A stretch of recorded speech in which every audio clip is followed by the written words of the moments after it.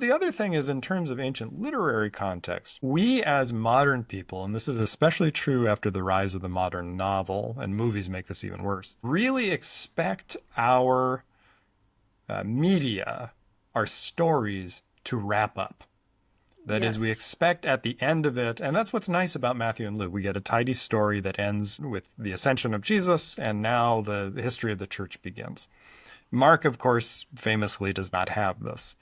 One of the interesting things, though, is if you look at Greek literature Mm. around Mark's time period and beforehand, and many of the most famous examples of Greek literature end in similarly, quote unquote, disappointing places Hmm. for the modern reader.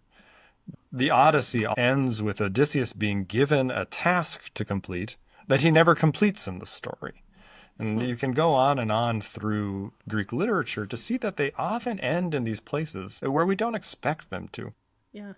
Another one from the biblical text that I think is so interesting is the book of Acts. Hmm. Acts, of course, the whole lead up of the end of the book of Acts is to Paul's appearance before the Roman emperor.